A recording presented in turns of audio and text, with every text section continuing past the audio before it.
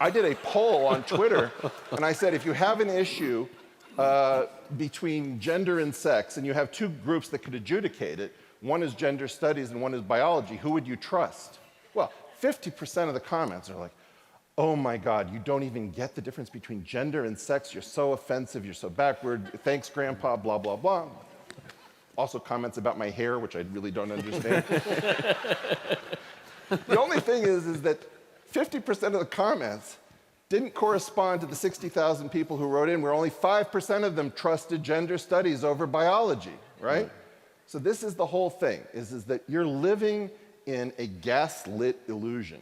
And the big problem is you've lost your sense-making apparatus. Now, we are not set up to cover the world's news. We're not set up to teach full courses at a university. That may happen at some point. But fundamentally, what we're trying to do is take back the sense-making apparatus. And what you really need to do is to look for this journogenic corruption of sense-making, because it's a tiny network of people that has crawled into your sense-making apparatus the way a hermit crab crawls into a shell that you already know. Well, it's got a new inhabitant, and it's going to derange everything if you continue to let it.